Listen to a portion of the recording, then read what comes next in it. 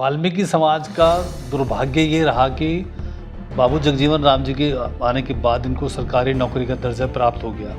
यहाँ दिल्ली में जो मनुवादियों के मंदिर हैं वहाँ पर एक भी ट्रस्टी या एक भी पदाधिकारी नहीं मिलेगा आपको। साफ करने जाते हैं मंदिर की साफ, मतलब जैसे पूरे देश की साफ सफाई इनके कंधे पर है, मंदिर की साफ सफाई भी इन्हीं के कंधे पर करेंगे, मगर इनको कोई भी मेंबर या ट्रस्टी पुजारी नहीं बन सकते, पुजारी नहीं बन सकते। विनोद पवार हैं। दिल्ली की आबादी का 30% हिस्सा शेड्यूल कास्ट है, उसमें भी वाल्मीकि समाज, लेकिन आज भी दिल्ली में वो हाशिए पर हैं।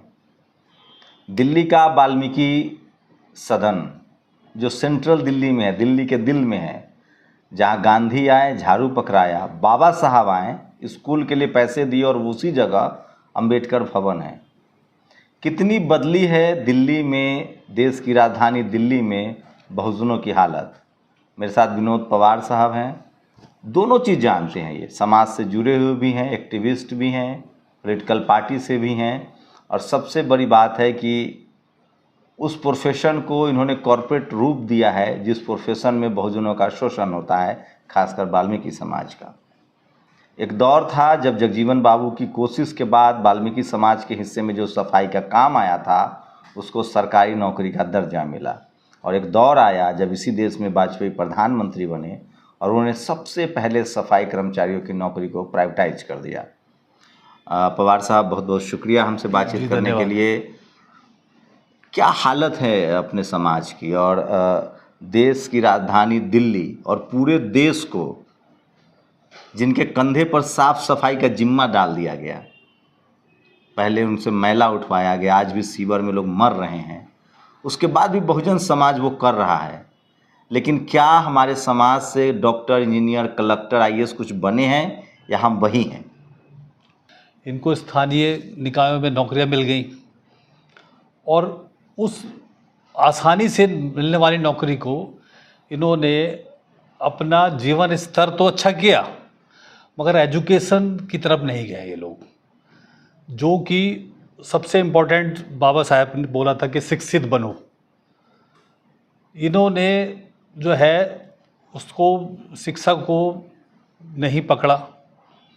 बहुत कम लोग शिक्षित हैं। मैं दिल्ली में लगभग 30 वर्ष से रह रहा हूँ और मैं नई Delhi, heart of the nation, नई दिल्ली में रहता हूँ, और नई दिल्ली में लगभग एनडीएमसी की, नई दिल्ली नगर पालिका परिषद की 32-34 कॉलोनीज हैं, जिनमें से वाल्मीकि बहुल कम से कम 5 से 7 वाल्मीकि बहुल हैं।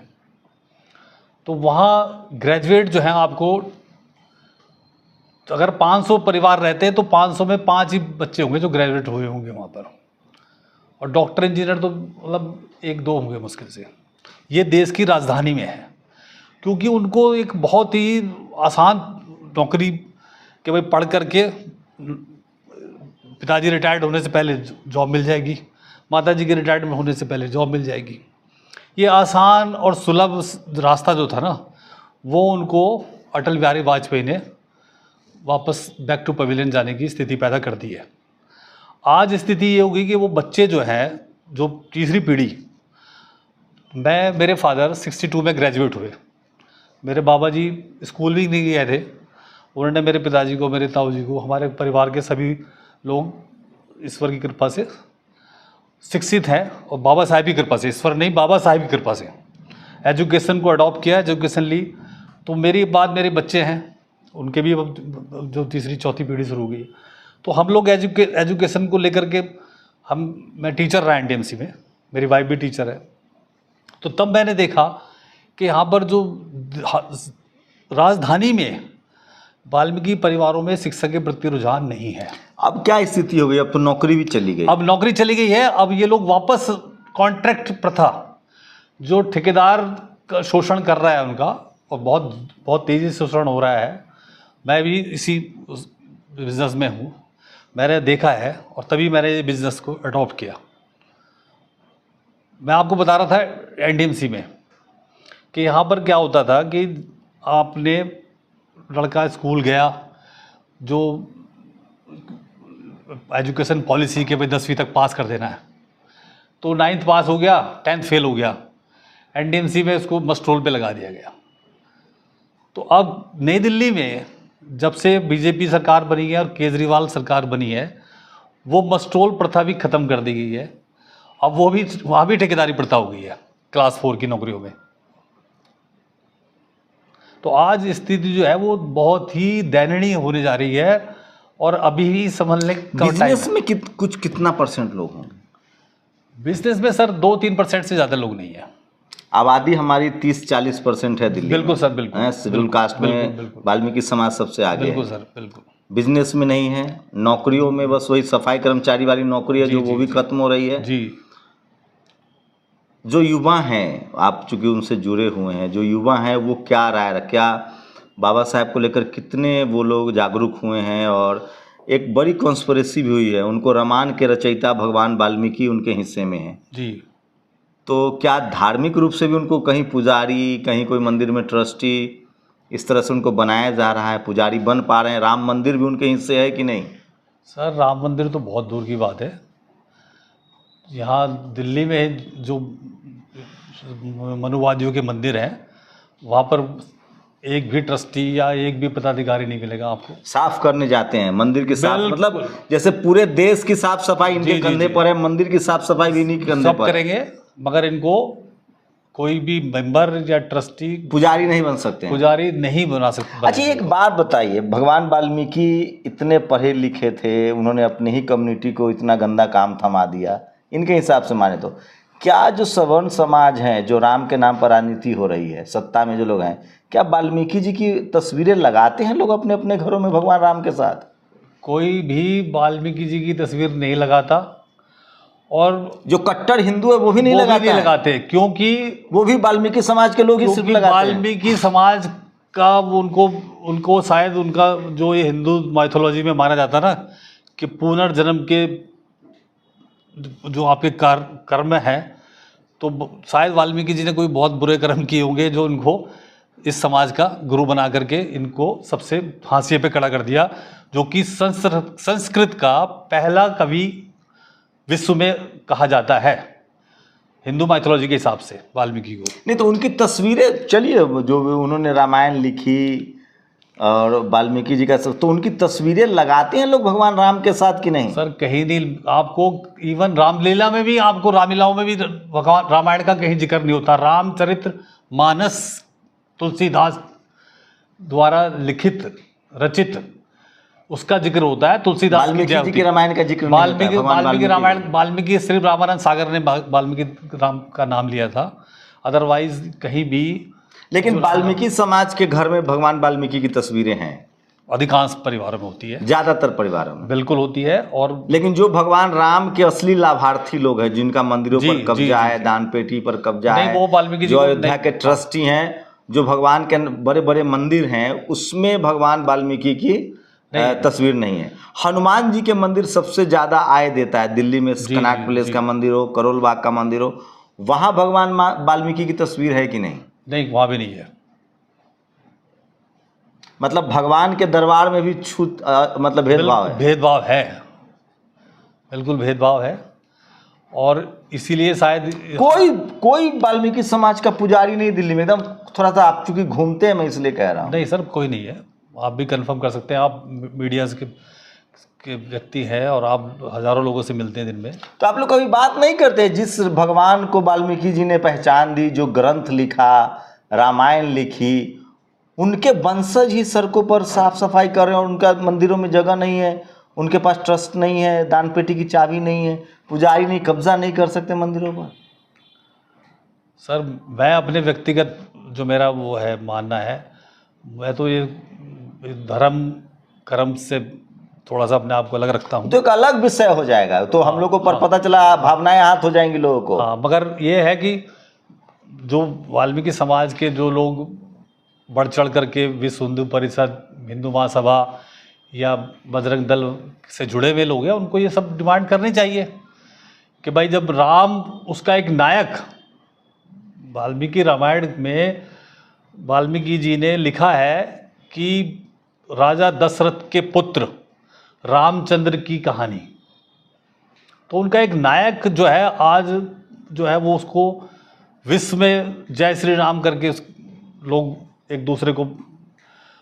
अच्छा, आधुनिक भारत के जो राष्ट्र निर्माता हैं डॉक्टर अम्बेडकर, उनके विचारों से वाल्मीकि समाज के जीवन में कितना बदलाव आया है?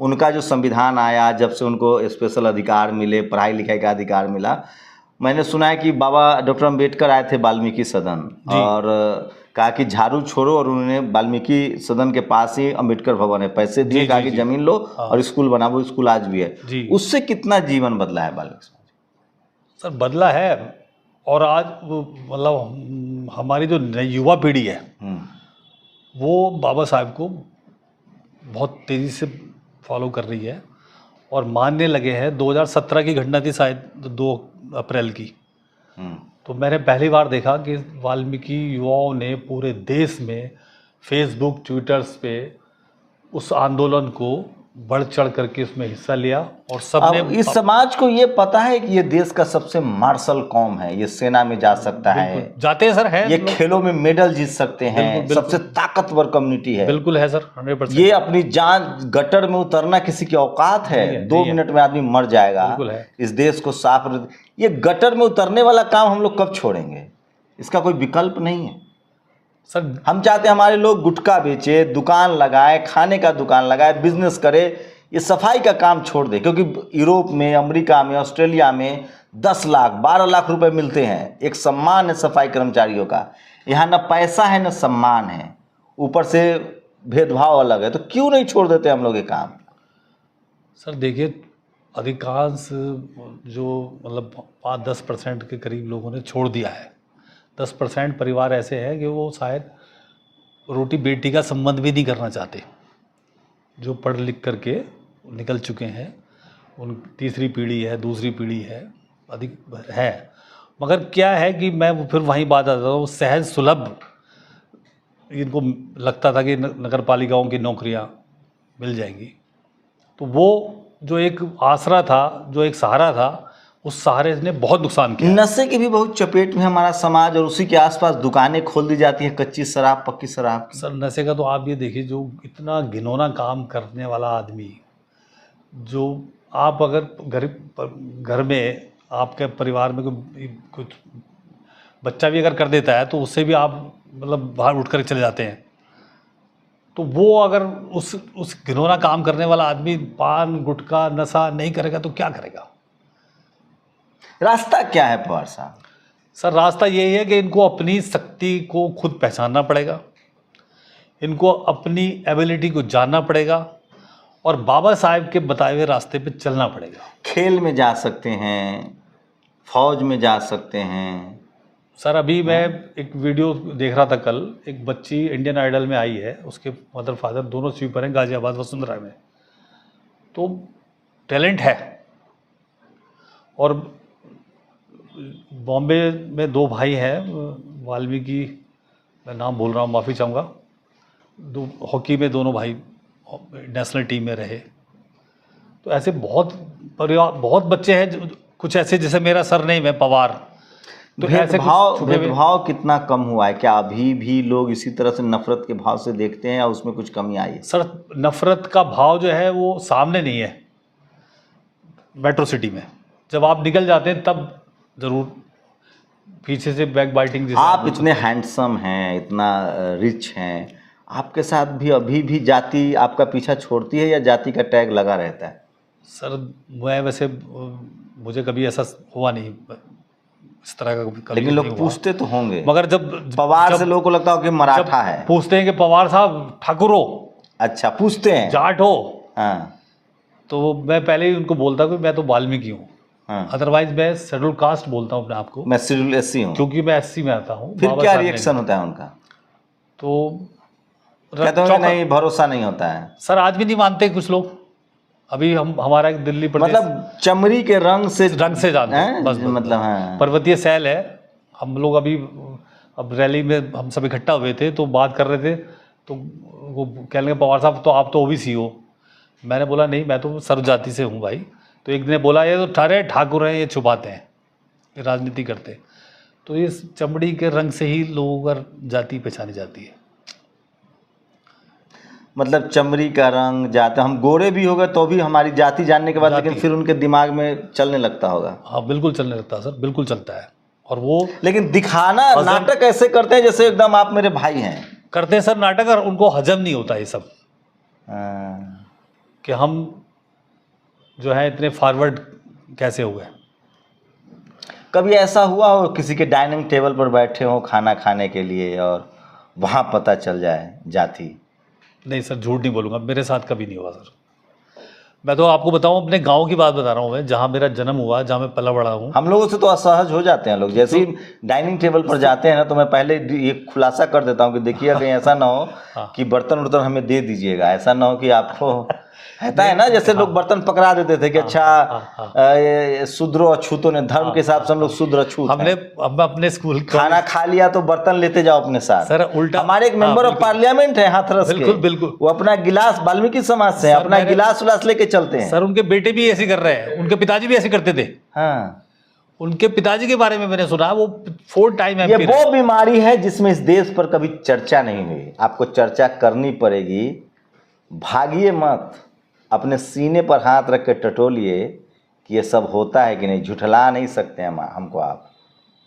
बाबा साहब का एनालिसिस ऑफ कास्ट पढ़िए, और आज भी हर डाइनिंग टेबल पर यही प्रैक्टिस होता है। गाय खाने वालों से और सुअर खाने वालों से इसी तरह की नफरत है लोगों के जहन में।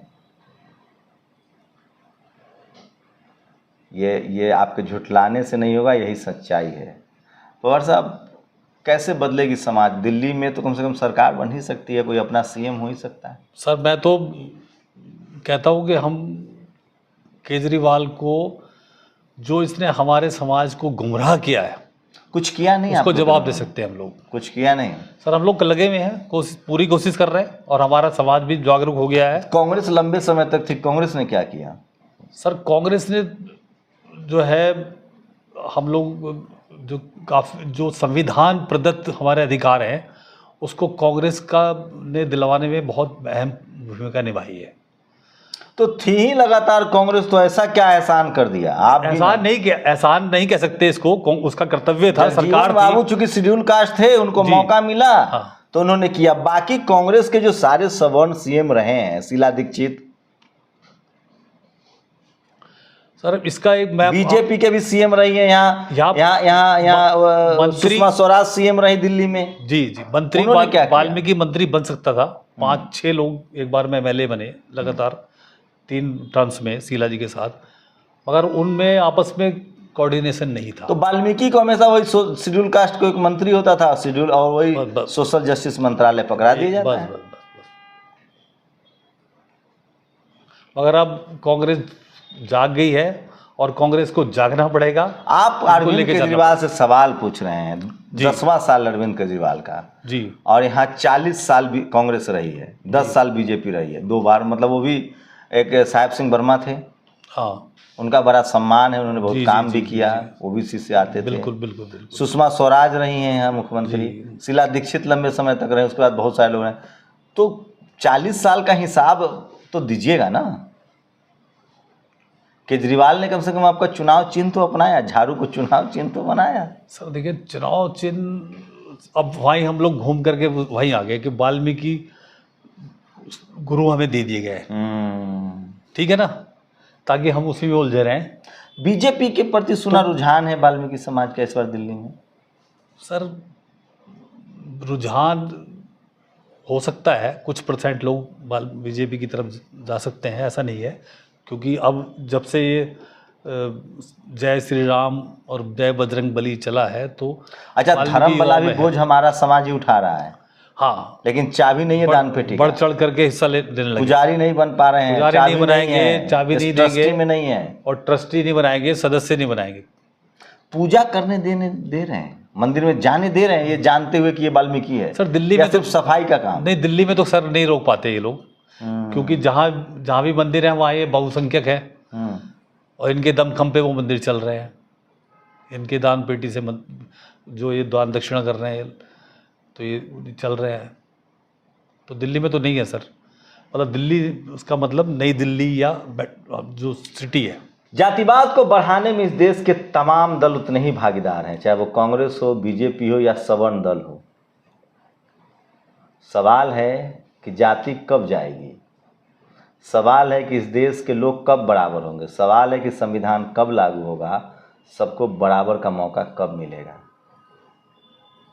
यही तो सवाल पूछ रहे हैं। जब तक हमें मंदिर में ट्रस्टी न बनाया जाए, दान पेटी की चाबी ना आए, हम पुजारी क्यों नहीं बनते हैं। जब रामायण भगवान वाल्मीकि ने लिखी तो वो कौन लोग थे जिन्होंने हमें सबसे नीच जात घोषित कर दिया। स्टालिन ने यही कहा कि सब जाति के लोग पुजारी बनेंगे, मद्रास हाई कोर्ट में रोक लगा दी गई। ये वो सवाल है जो कोई टीवी अखबार डिस्कस नहीं करेगा। जिसके पाँव न फटे हो, जिसने प्रसव न किया हो, वो बच्चे का दर्द क्या जानेगा। जब तक इस देश में SC ST OBC माइनॉरिटी के लोग पत्रकार नहीं होंगे। नेशनल दस्तक में पटना से जो रिपोर्ट करते हैं वो खुद शेड्यूल कास्ट में वाल्मीकि समाज से हैं। अभी एक्टिविस्ट वेद में एक रिपोर्टर हैं, वो खुद वाल्मीकि समाज से हैं। कई डॉक्टर, इंजीनियर, प्रोफेसर को जानता हूं, लेकिन सवाल यही है कि कौन थे वो लोग, कैसी थी वो साजिश कि इनके हाथ में झाड़ू पकड़ाया गया। हम इसी जातिवाद के खिलाफ हैं। अगर संविधान न होता तो हमारे पूर्वज भी वही काम कर रहे थे, हमें भी उसी काम के लिए मजबूर करना होता। और सोचिए, जो काम इस देश को सबसे साफ रखता है, उसके साथ न पैसा है न सम्मान है। मेरे हिसाब से तो हमें ये काम छोड़कर बिजनेस की तरफ बढ़ना चाहिए। पूरी दुनिया में सफाई कर्मचारी के लोग हैं, अमेरिका, यूरोप, हर जगह। उसमें जाति नहीं है, उसमें घंटे के हिसाब से पैसा है।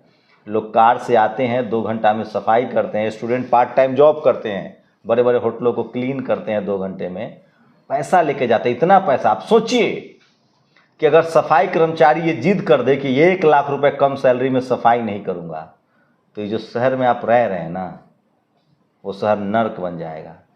इस देश में वो तमाम लोग, चाहे फल वाले हो, ड्राइवर हो, सब्जी वाले हो, जिस धंधे में सम्मान नहीं है, उसमें 1 लाख रुपए से कम पर नौकरी मत कीजिए। इस देश के सेना से मैं अपील करता हूँ, इस देश के सेना के जवानों की सैलरी 3 लाख रुपए होनी चाहिए कम से कम।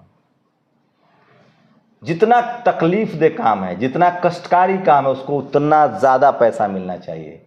लेकिन सोचिए वो कौन लोग हैं जो व्हाइट कॉलर जॉब के नाम पर करोड़ों रुपए लेते हैं और मेहनत कश किसान जातियाँ, जाट, गुर्जर, पटेल, मराठा, सफाई कर्मचारी, इन सबको तनख्वाह भी नहीं दी जा रही है और सम्मान भी नहीं है, मरने के लिए मजबूर है।